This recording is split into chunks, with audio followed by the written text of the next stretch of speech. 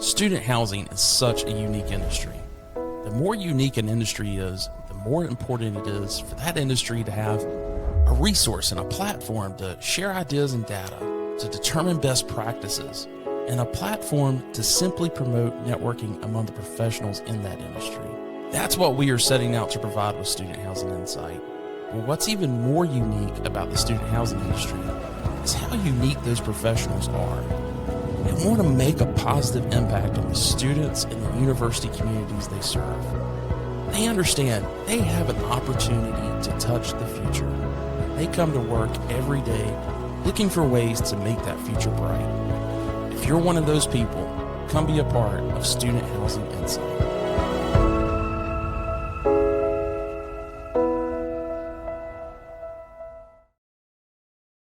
Well, welcome everyone. Today is not March 17th, but it is actually February 17th. So let me get my slide deck in order here. But welcome to Shop Talk. Shop Talk is the monthly webinar that we produce here at Student Housing Insight. I'm your host, Wesley Dees, and also the CEO of Student Housing Insight. So thank you for joining us today, and would love to see in the comments where you're watching from today. So if you can put in the comments what city, what market that you're watching from, that would be fantastic. Got a great lineup of topics that we're discussing today. We'll get into what that agenda holds, but a couple of things I just want to cover really quick from a housekeeping standpoint.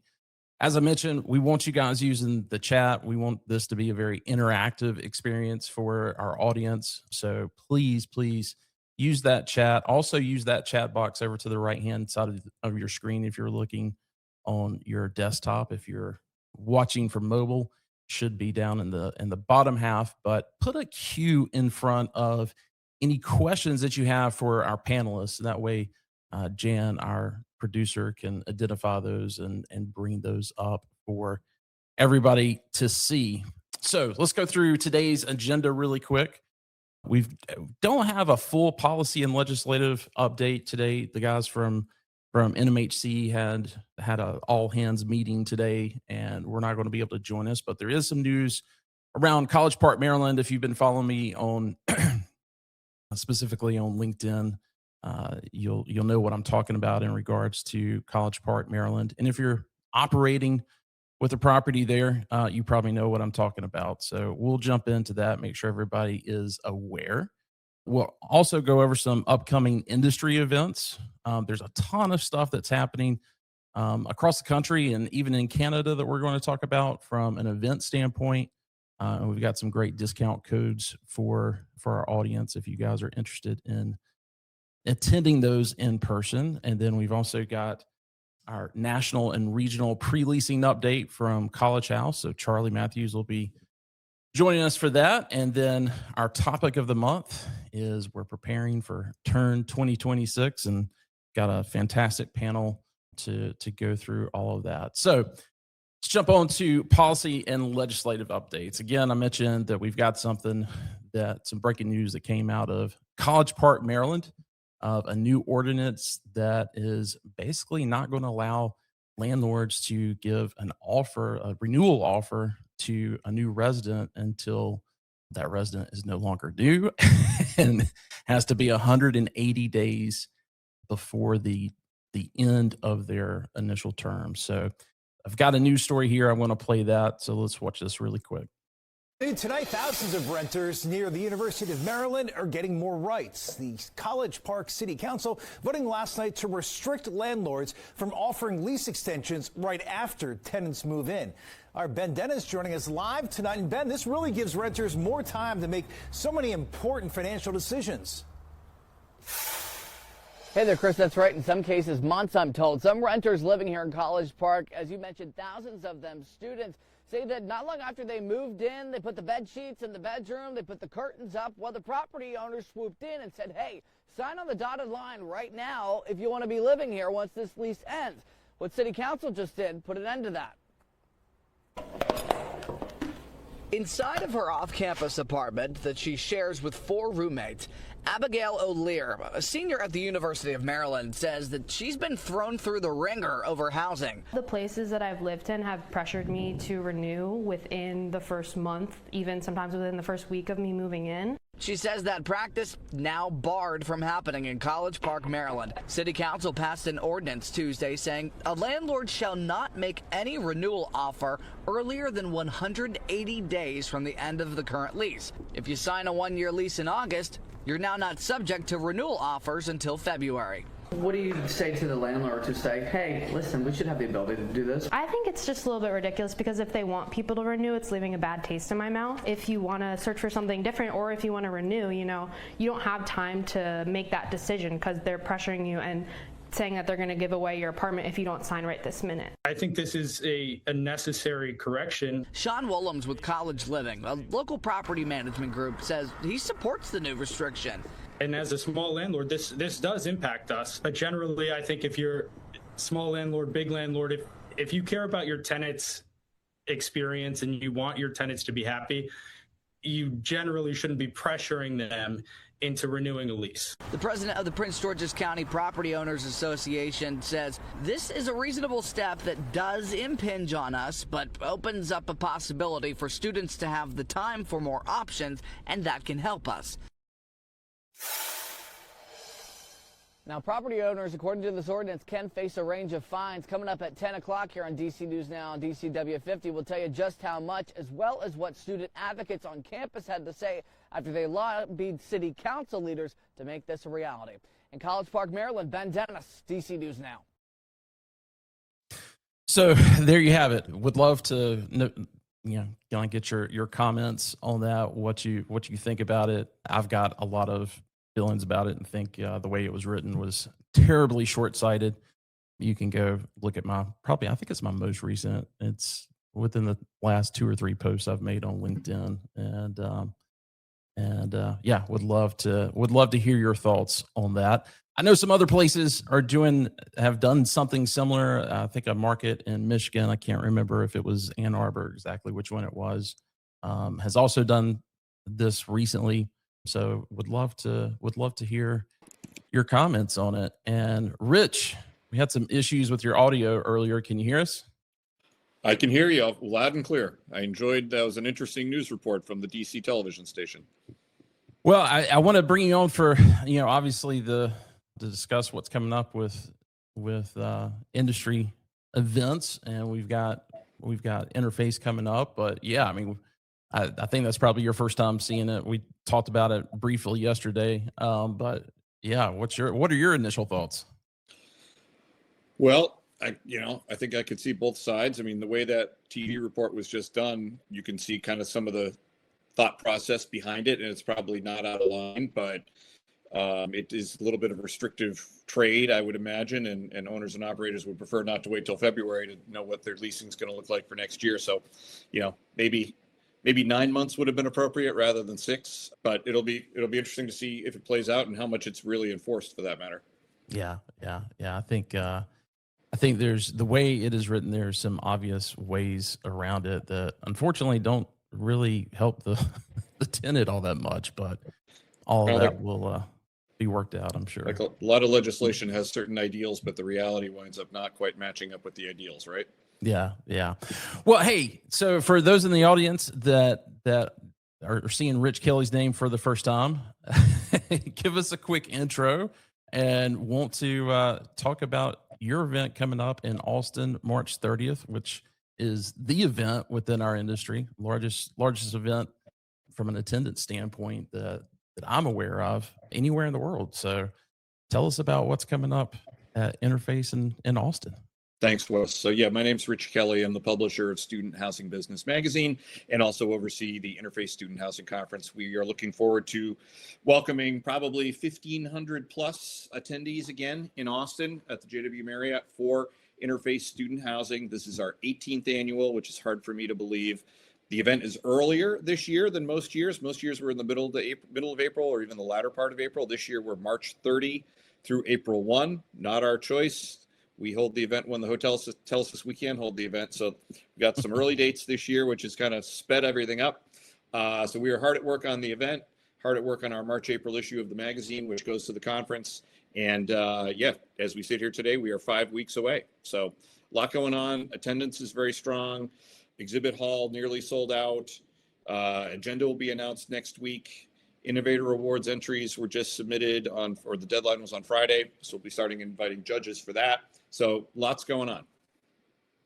Well, looking forward to it. You and I recorded kind of a preview yesterday, so for the podcast, so that'll be coming out before too much longer. And we're covering several interviews with several of the producers of these great events, and a couple more that are coming up. We've got at Student Housing Insight, we've got a cooperative agreement with BizNow. They're doing several. And you'll see a QR code there. You can just go directly to our events page, and all of these events will be listed there, regardless if it's something that Student Housing Insight's involved with directly or not. But BizNow has been doing a student housing conference, or I hate to call them conferences because they're typically only about a half a day. But they've been doing one for years. And last year they started kind of spreading that out around the country and doing them in several markets. There's 4 that are coming up this spring. We've got one in Philadelphia, 2 in California, one in Northern, and one down in San Diego, and then also one in Boston that is coming up. And if you go to the Student Housing Insight page, you go to the events tab, it will be listed there. You can find the registration link, and you can use ShopTalk.20 and get 20% off. Those are great events certainly for networking. And if you're involved in those markets or in those regions, I would highly suggest that you take advantage of that. Bernard or Bonnard, I'm not exactly sure with my Southern accent if I'm saying that correctly, but they also have one coming up in Canada, in Toronto, on May 28th. Early bird pricing ends for them on March 15th. And again, you can use ShopTalk 10 when you check out with their registration for 10% off. Yeah, that's it for upcoming events. Any other thoughts, Rich? Does that bring on Charlie? No, just looking forward to seeing hopefully everyone in Austin. It's an interesting. I can't hear Rich, so I'm sure he has nice things to say, but I haven't been able to hear him. Can you hear me, Charlie? I can't hear you. Okay, I can hear Rich fine. So, Rich, go ahead and finish up. I was just going to say, interesting time in the industry, looking hopefully at a record-setting investment year. Development still going strong in some markets, maybe too strong in some markets, but the availability of capital on the debt side hopefully will help bring more development back. And leasing should be an interesting season. So lots of good stuff to talk about in Austin at Interface, and hope to see everybody there. Okay. And someone from the audience said, yeah, Trinity thinks they can hear Rich. So, Rich, thanks so much. And we'll talk to you probably, I guess, we'll have one more shop talk before Interface. So I'm sure we'll probably talk to you next month. All right. Sounds good. Thanks for the opportunity to come on, Wes. Thanks. I appreciate it. So, Charlie, what are your thoughts on College Park? Well, given today is the first day of Chinese New Year, they said you can't say anything negative. You don't want to go into the new year. I blew that a long time ago this morning. So I'm gonna be rather sprightly, only positive things to say. But things are going well. It's crazy. We're already 6 months into this leasing cycle. This year, the College Park thing, pretty wild. I think you've seen that. Ann Arbor was the market you were talking about. It was okay. But yeah, keep it on. Yeah. Fortunately, as that news clip explained, it was it actually goes into effect on the 24th. So even the 180 days still would have put most of those properties in the same timeline. So shouldn't be affected anything. I think last time I checked College House, when I shared this with you, I think they were 48% across the market pre-lease. So shouldn't impact them this year, but I think they've got a lot of lease reviewing to do between now and when they start their next season. So, yeah. But hey, you've got some you've got some movement from a national and regional basis I know you want to talk about. So let's get into it.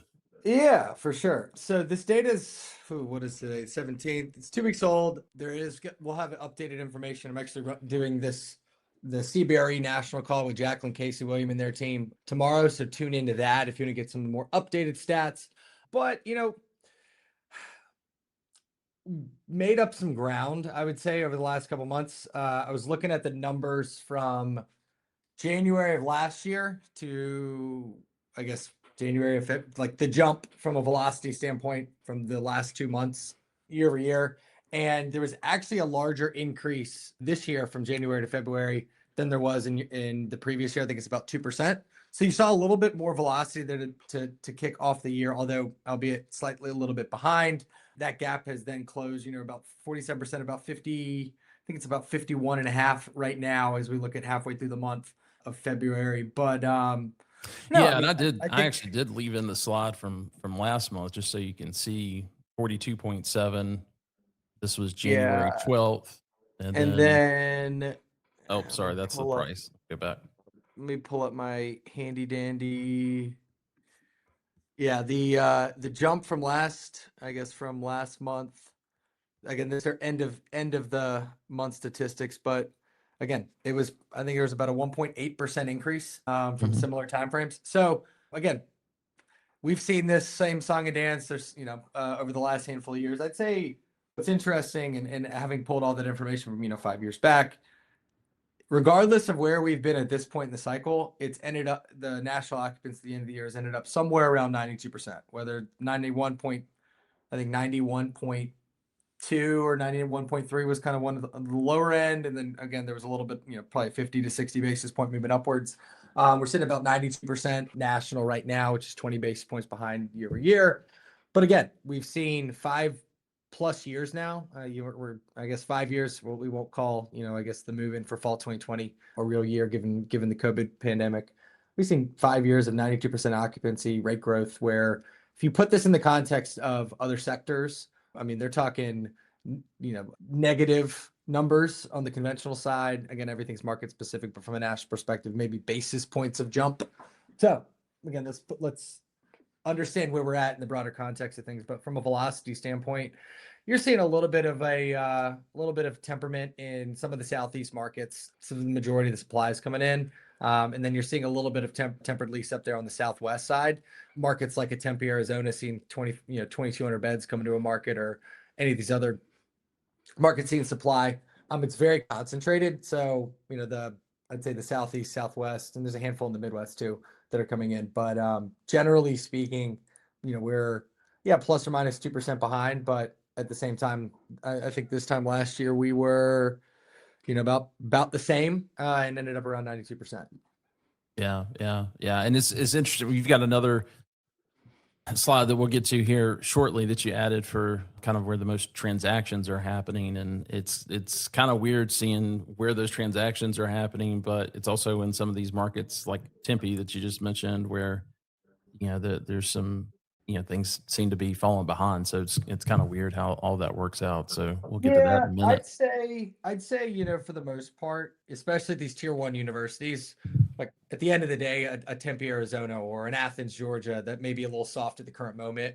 Like in 10 years, are those universities going to be there? Absolutely. Which I believe is more the change in focus there, where, you don't have those run-ups like you saw in 22, 23 in all, in the majority of markets. There's a handful here and there, like a Columbia, Missouri, could use a bed or two delivered into that market. But at the same time, the rates are so low that it's hard to get something to pencil. So it's very, very, everybody's trying to find their avenue and try and make things work. But from a standpoint of the velocity standpoint, I don't see any major cause for concerns. Again, if we go to the next slide here on the rates, you're still sitting roughly, call it that normalized level, plus or minus 3%.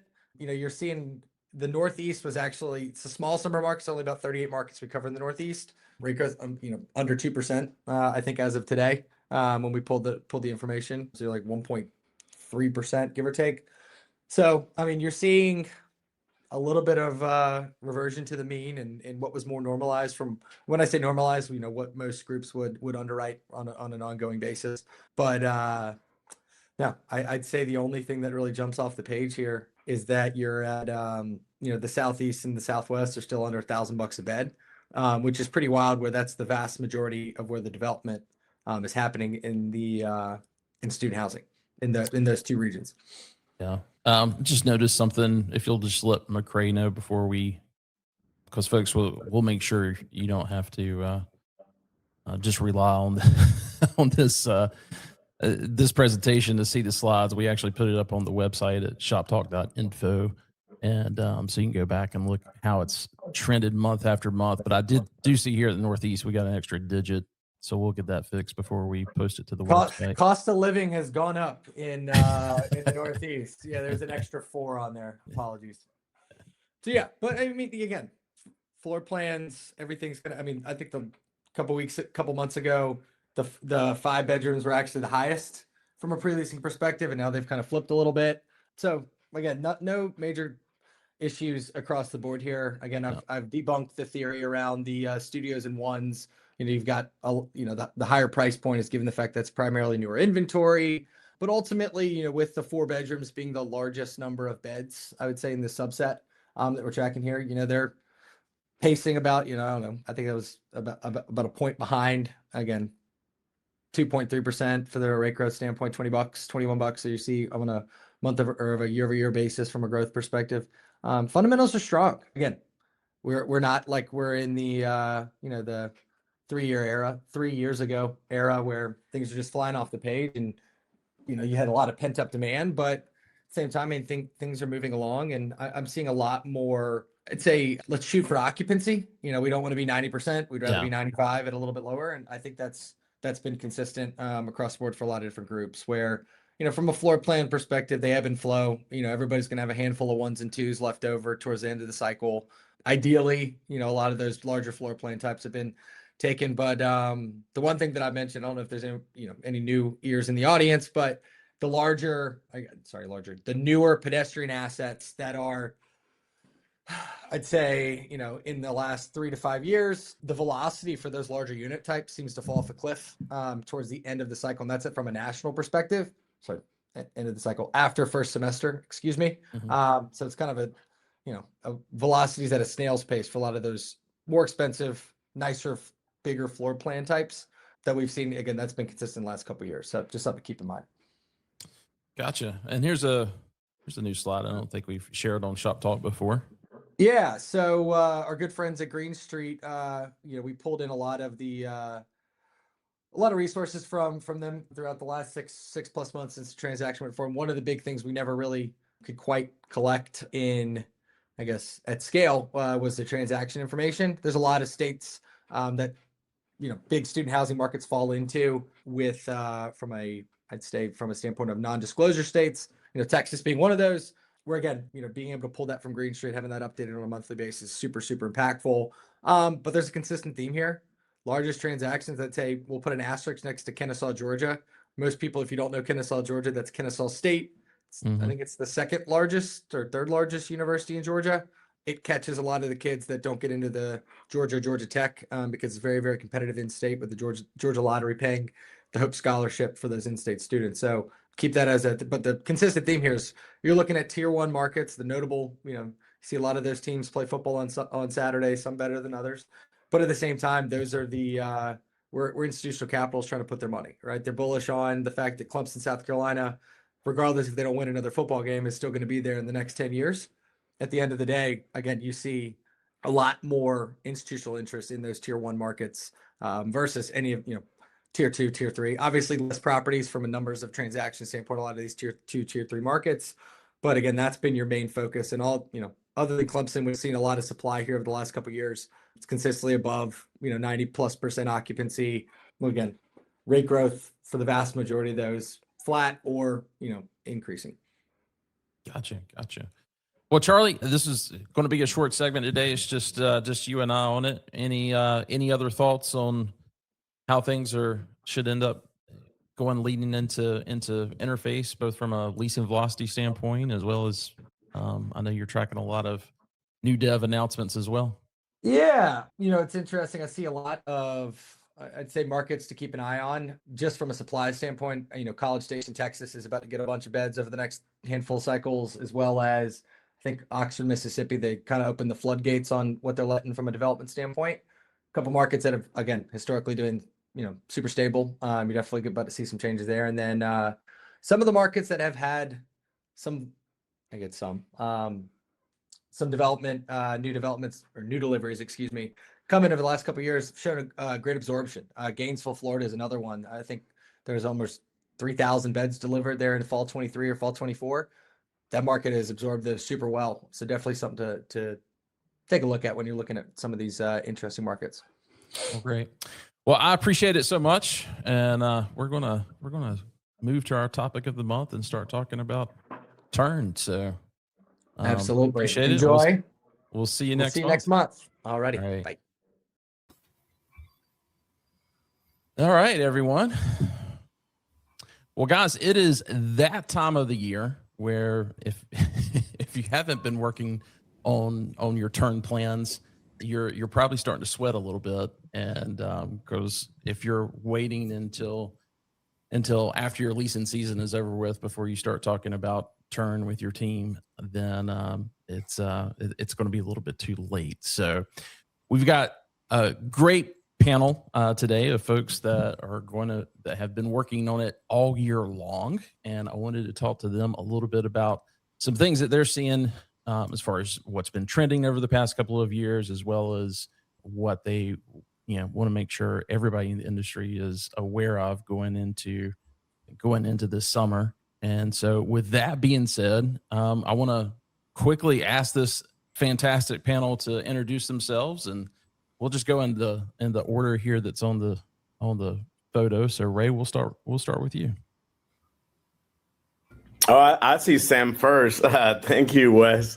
My name is Ray Diaz, CEO of Property Doctor Services. Hard to believe, Wes. I was just thinking we are closer to move out day 2026 than moving day 2025. So it means it's go time in our world. But anyway, for those of you who don't know, we've been in the industry 16 years, and we provide turn services and renovation services during the year, capital improvements, but all things student living, improvement to your properties, but mainly, support to the managers. And we like to say that we only renovate properties, but also mindsets and provide support.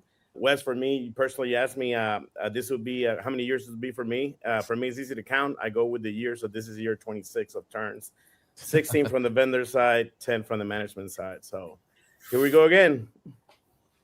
Great. Sam. Yeah, I'm Sam Solar. I am the Senior Manager of Operations Support for PeakMade Real Estate. For me, this will be my 15th turn season, 11 of those years on the actual property manager side, directly on site, and then the rest here on the corporate support side, supporting all of our teams at Peak. I'm Eddie Moreno, the founder and CEO of the Turn Company here in Denver, Colorado. I don't have quite 26 turns, but this will be my 22nd year doing turn in some capacity. Most of those with my operator's hat on, but the last several years as the principal for the Turn Company. This is our 6th summer offering turn services to the broader student housing marketplace.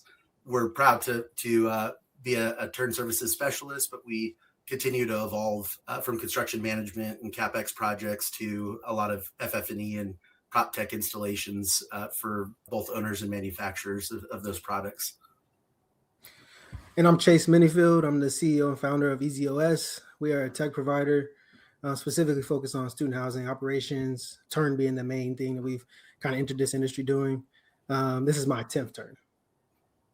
Well, great. Well, hey, before we get started with it, I just want to bring up again the news clip that we saw at the beginning in College Park, because several of you guys have been on the operations side. Just kind of curious and thinking about how you're going to approach turn or help those properties approach turn, where they may not even know what their what their renewals are going to look like until the end of the season, because typically those are the first the first folks that are renewed, and it gives you a really good picture as to how many units a property is going to have to turn. Just want to get your quick thoughts on that, and you guys have been able to give any thoughts to that at all. Wes, the first thing that came to mind with me when I saw the video, I was like, oh my God, more renewal transfers.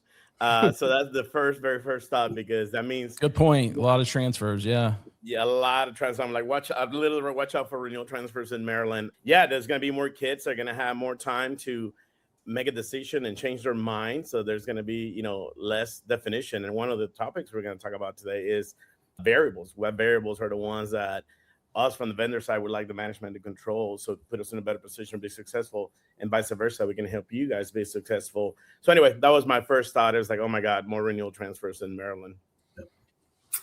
Yeah, I think that puts more pressure on the operators to do more in a short window, and knowing that we're there to support them, doing everything that we can to collaborate with them, even before they know their numbers. I think that's one of the beauties of most of the service providers, like myself or PDS.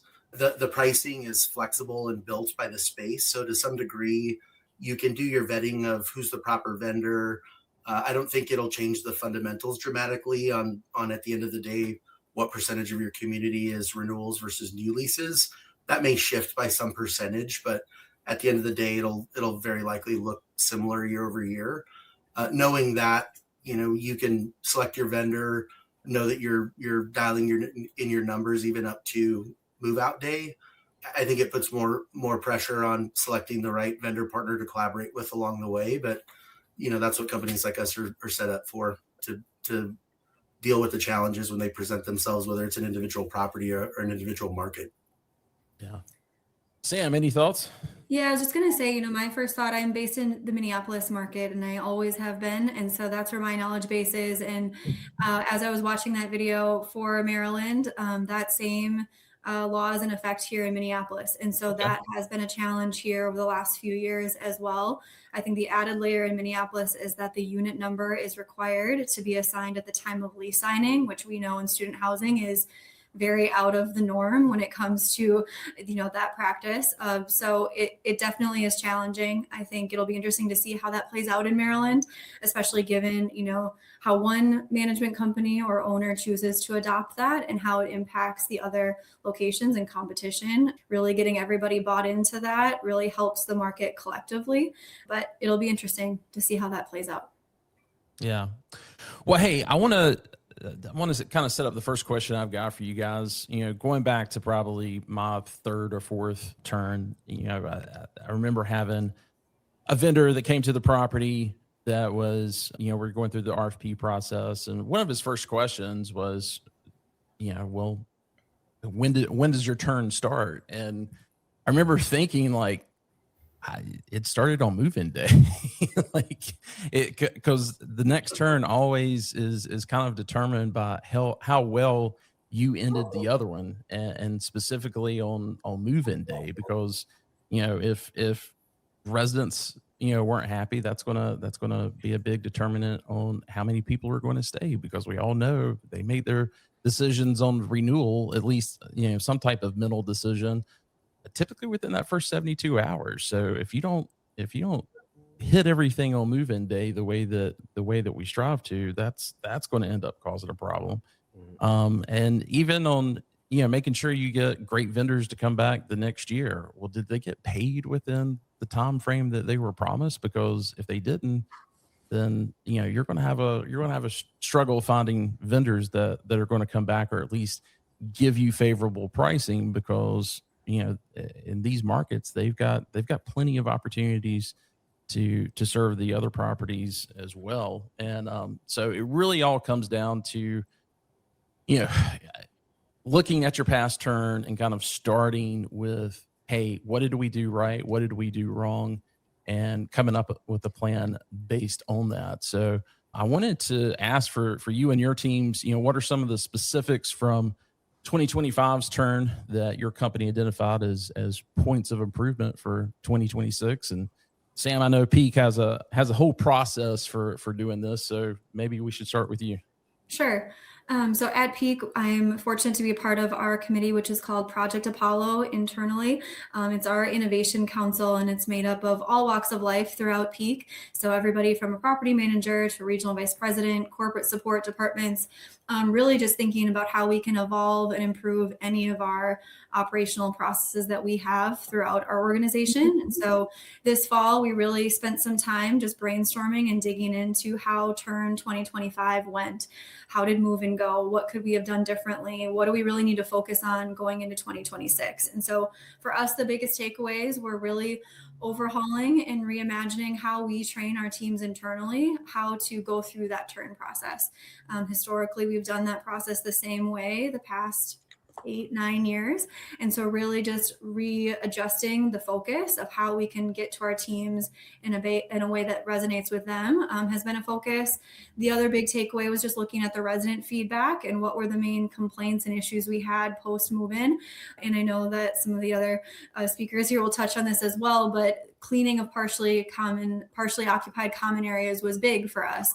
Residents moving into partials, not understanding that other residents have renewed to stay in those bed spaces, and really just taking a hit off the bat on move-in day from their experience of expecting a vacant, fully turned unit on move-in day. So those are kind of our big focus areas for this year as we head into Turn 2026.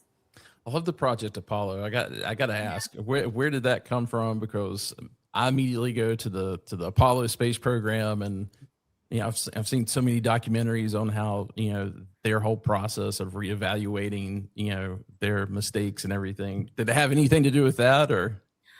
I think you might have to rely on, I think Sandra Barfield is here in the chat, and she leads our Project Apollo committee. And so she might be able to touch on that a little bit more. I think from my memory, it might've been a car ride conversation of just a lofty idea of how do we really bring new innovation and just try things out. But yeah, it's a really fun group to be a part of. I love it. Well, Ray, you've got a lot of years of both on the operations and the vendor side of this. Hey, boss. Hey, Sandra. But anyway, for us, Turn, I wish I can go back to my management days and know then what I know now from the vendor side, and just vice versa. There's 2 steps that we take after Turn to try to narrow that gap, which is still communication. Communication is like the number one thing during Turn. Not only during Turn, but like pre-Turn and after Turn. So what we do is, like, after Turn, we send the survey to the management company, to the property managers. Like, we want to know the good, the bad, and the ugly, everything. All feedback is positive. Unfortunately, out of the surveys, I think this year was our best year. We got about a 45% return, when in reality, you would think like everybody would love to tell you, how the turn went. But it's improving, which is a good thing. The other part that we really got into about 3 years ago, I was like, look, our job is to set up this property management position to be successful. And how we can do that, I was talking to Eddie, and I was like, look, all these people are prepping their budgets, in September of last year, right? Mm-hmm. So we started visiting, budget camps and providing stats. Like, look, this is what we see from our side, just so you have this information. Because if you get this information by April, May, it might be too late for you to make any adjustments. Now, if I could put my manager hat back on, if I was on the management side, what I would do actually, which is still, I would love for somebody to do, is like, why don't you send a survey to the vendor, and the vendor can tell you how the property was run, and you get that information, and then you can connect the 2 dots and see where the value is. I think that will help the industry as a whole, because at the end of the day, and Eddie, you probably can, double down on this. We depend on you guys' success for us to even have a chance to flourish at a property. So that's our goal. That's how we have our after Turn lessons learned. We have the survey, we have the stats that we provide, but I think more can be done, and we need the help from the management side, honestly. All right, who wants to go next, Eddie or Chase?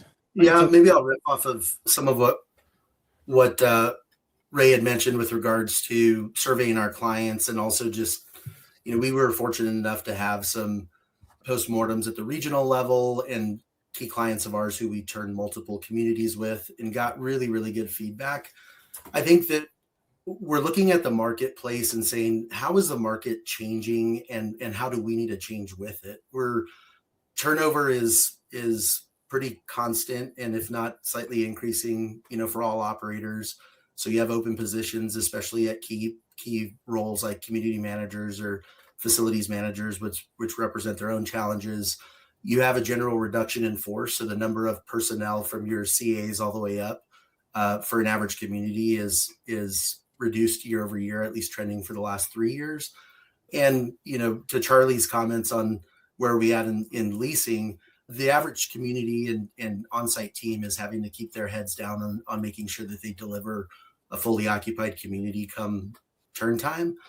And what all of that means is that groups like us really need to be in a position to de-risk the second, major delivery item that every community delivers to their ownership group and to their residents, which is a building that's ready to move in come move-in day, right? You want to lease it up first, and you want to make sure that it's ready for your residents to have a great experience.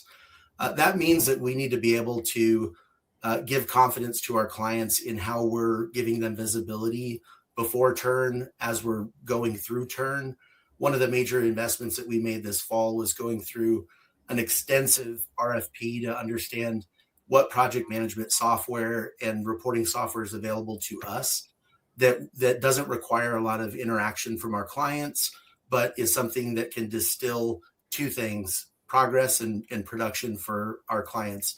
Whether we're doing one trade or 4 trades for them, they want to know that this glass slipper that is their community is going to be in one piece, come midnight. And you'll see some posts on this on LinkedIn, but we just signed a deal with EZOS because we felt like they were custom suited. We're going to take the role of what most management companies do in building out the projects and maintaining progress and reporting. And then we'll serve up dashboards to our clients so that they can see we're actually hitting the numbers on a daily basis. And if not, they have visibility into that, as do we, so that we can course correct during the stream of turn and not get to the end of a trade or a deadline and be, X number of beds behind. I think that visibility and transparency is necessary, and especially in today's day and age, it's a requisite from most of our clients. So we're investing heavily in improving that year over year for this summer. Well, it's a perfect lead up to Chase and his answer on this. I mean, Chase, both you and your father, professional athletes, you guys, have certainly gone through the review process and learning how to make things better year over year. And, how are you applying that, to the tech world now? Because, the other guys are, on the operating side or doing the work, but you're providing a tool for these folks to be able to do what they need to do and make communication and processes streamlined. So how do you guys, kind of recap each year about what you can do better? Those are all good points. And, from my football days, they said you can't lose weight without a scale. Right? you gotta have a scale to lose weight. So, I know that firsthand. Taking that into account, like we've always been trying to track as much data as possible within our platform, within our system. So there's historical record when it comes down to, vendor performance has always been big in our system. Did our vendors do well? Did we not do well? Are we walking things late? All those different types of things from that nature is data points that we're collecting. We always start working on next year's turn during turn. So essentially we're coding and making updates that we don't actually push, but we're building in the back end while turn is actually going on. So, when we come back around to this year, there's things that people didn't use last year that is kind of old to us from our side of the fence, but it's going live this year. And I know one of the things we've seen in 2025 was GMs quitting or the turnover being higher at the turn. And that's probably that really led us into our next point, which is better tools for regionals. We see the ability to manage multiple sites, ability to have tools that can easily allow for you to potentially operate and run a turn remotely, have dashboards, have flexibility, have the ability to see comparison between vendors, between areas and locations. All those different types of things like that has led us to think like we have to. And honestly, from the time we've launched, the better the regional is, the better the performance is of our system when it comes down to the property management level. So reinvesting into those tools is probably going to be our biggest adjustment from 25 to 26.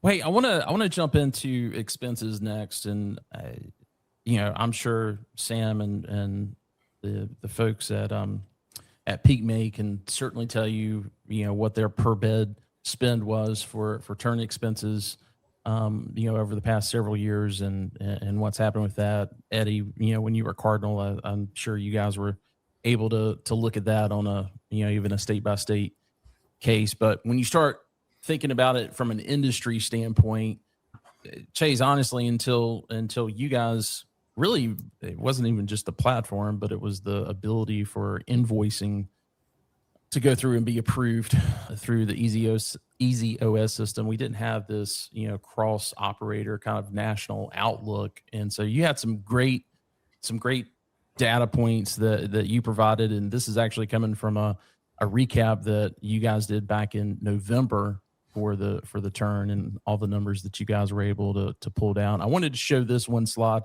We'll make sure that the complete slide from that November presentation we make available on the website as well. But wanted to go over these numbers really quick on what you guys saw across the platform from a year-over-year increase. If you want to go through those really quick.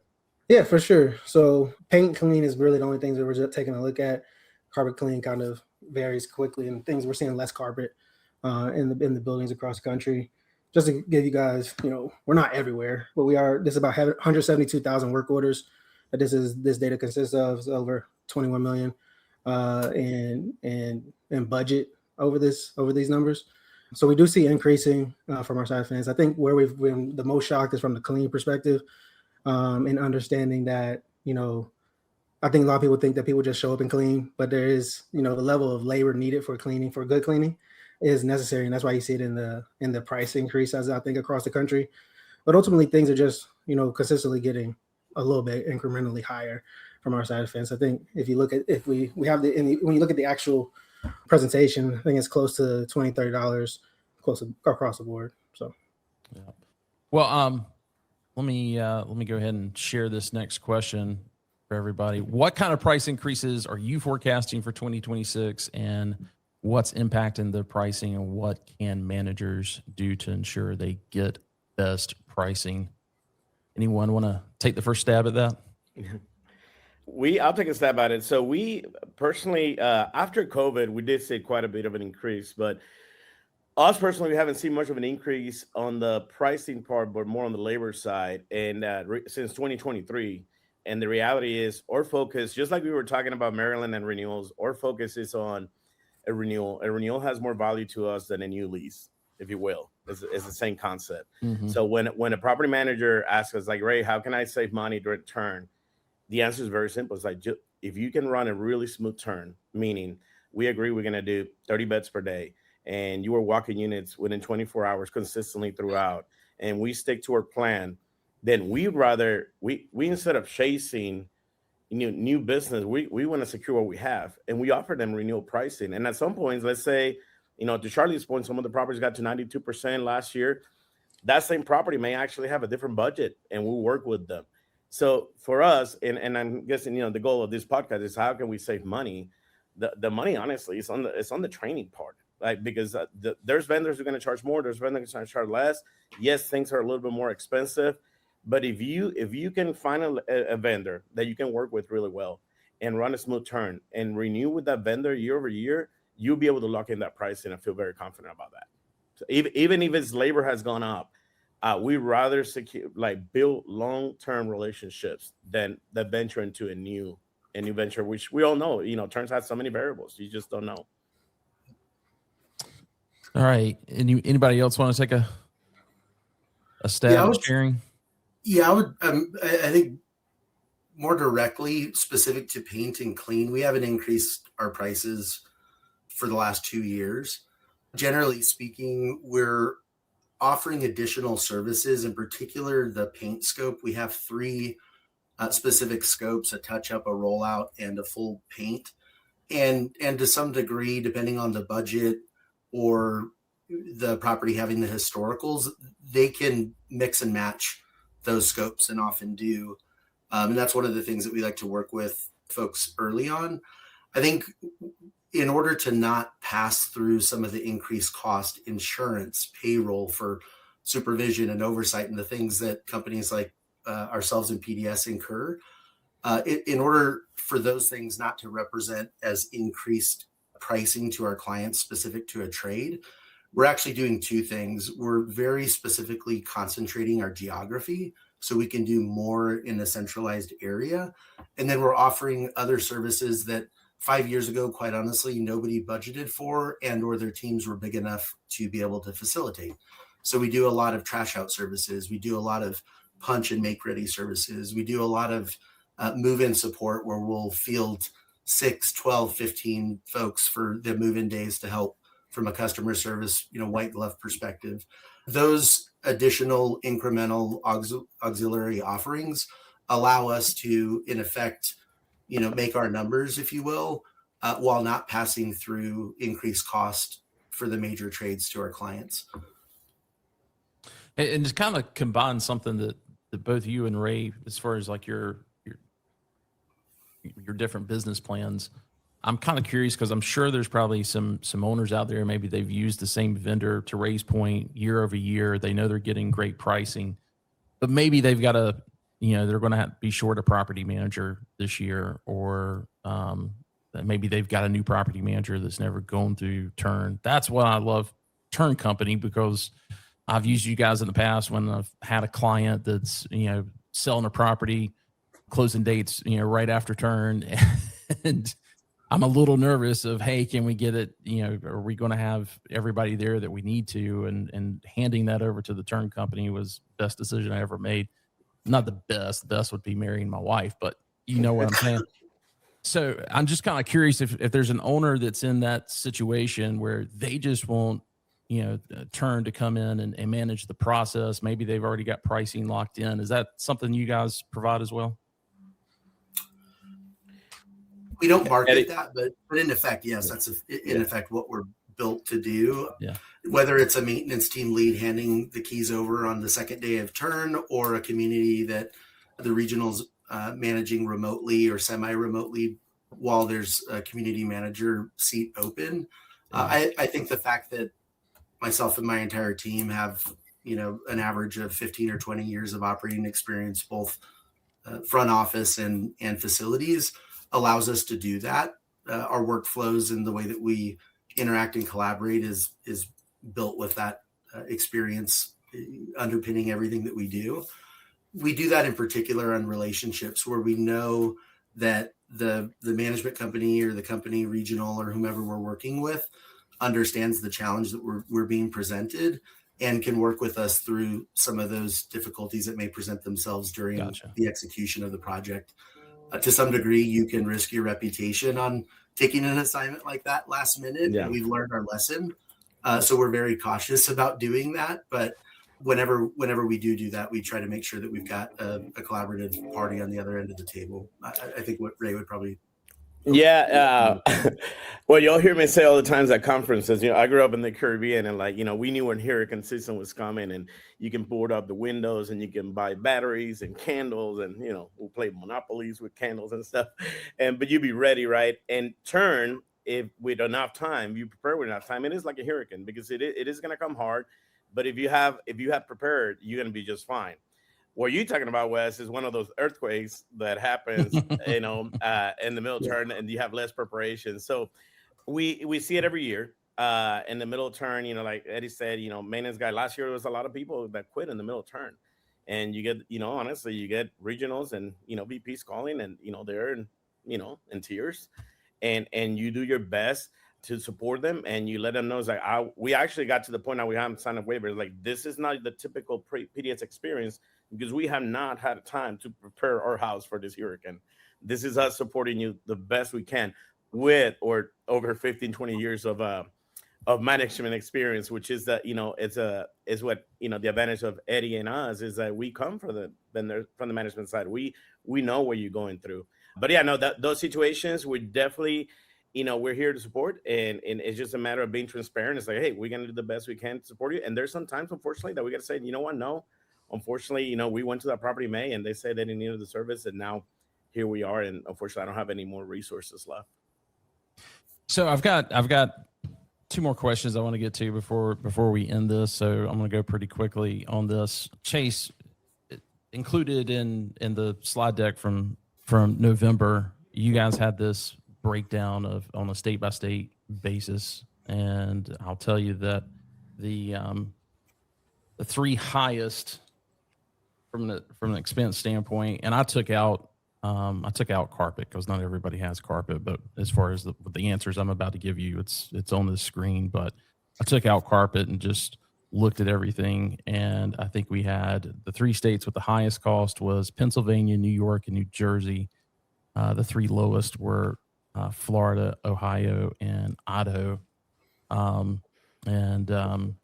Wanted to ask a question to you guys is, are there any markets or geographical areas that your companies have kind of identified as potentially being nothing's impossible, but tough to service for this coming summer that you want to make sure everybody's aware? It all depends on the timing, Wes. With enough heads up, pretty much every market is possible. And then the second question is what is the volume, right? Let's say we got to go to Maine. Is there enough volume up there, or services? Like Eddie mentioned earlier, we have other services other than paint, cleaning, carpet. All right, so if we're gonna go up there, but there's only 200 beds, do you want us to do the make readies for you? Are there any tubs that we can resurface for you?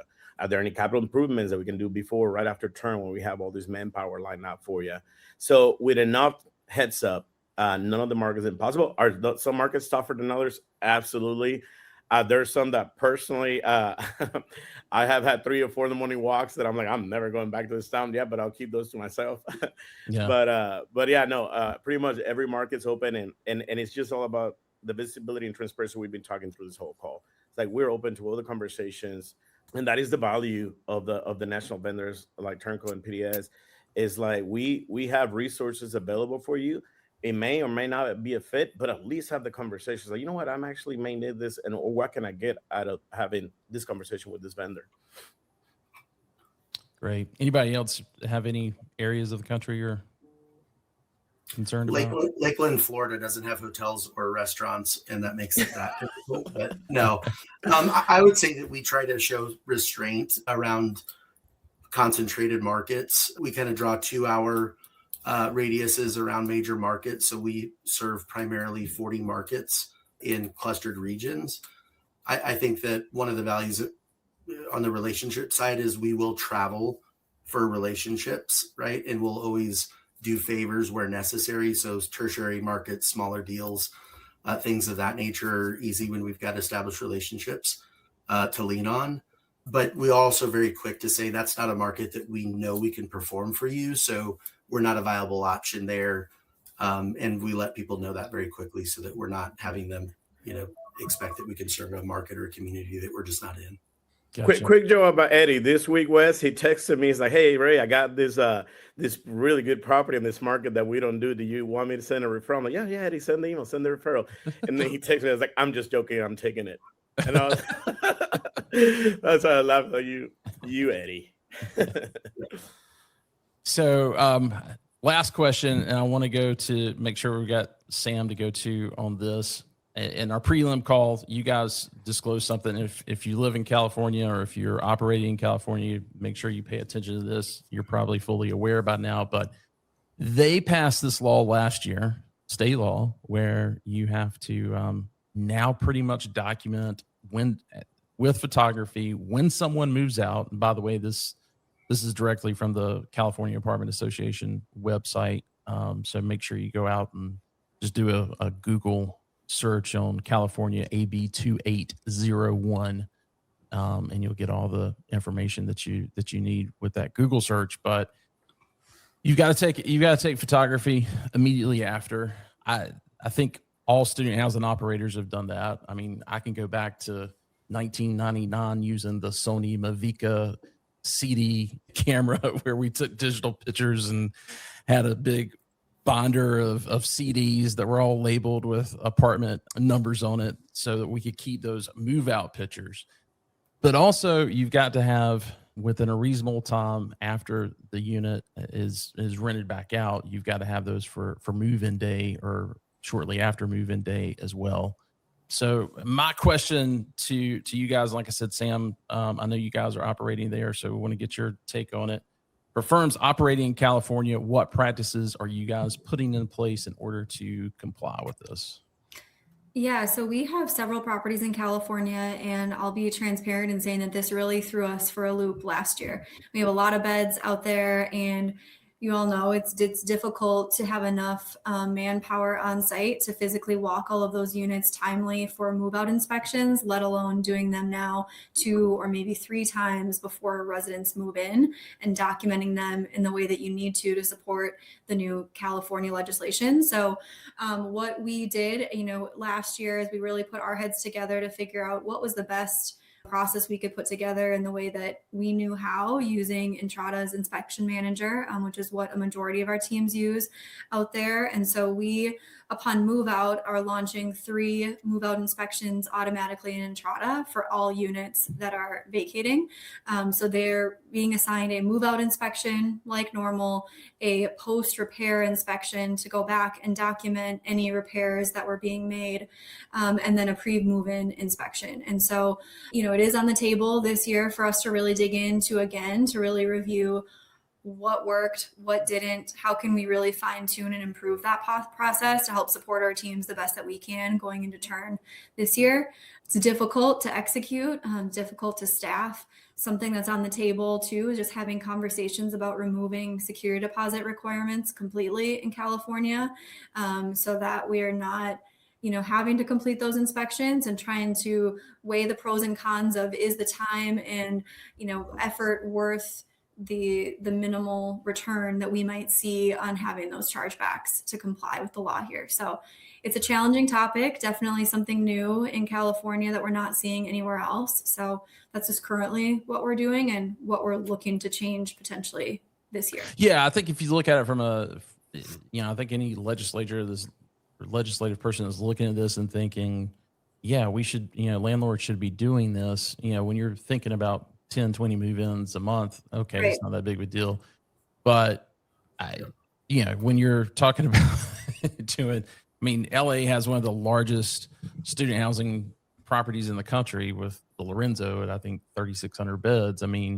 You got 30% retention year over year. Do the math. You're going to have to hire a company to come in and document all those photos or document all those damages and repairs. So, Chase, obviously, I know EZOS is set up for this very easily, but just curious, specifically for this California law, did you guys have to make any updates? We didn't have to make any updates, but being able to continually walk faster and walk more efficiently, with my co-founder Lincoln being a maintenance guy, a very opinionated maintenance guy, we are able to. We're actually doing a beta this year of a video style inspection that allows for people to walk and talk, using AI and document everything on the back end from a video. So just those types of tools like that are things that we're trying to put in the market to allow for faster, easier collection of inspections and walks. Great. Well, guys, we are past time, so I appreciate everyone staying on an extra 5 minutes and appreciate all of your help with this panel and helping everybody become a little bit better at turn this year. Thank you for having us, Wes. See you in Interface. See you at Interface.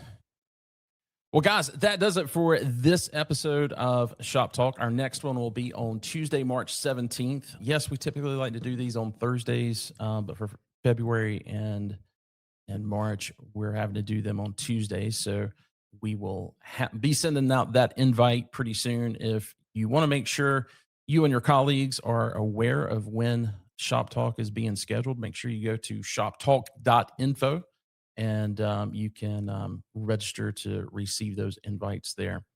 Thanks so much, and we'll see you in March.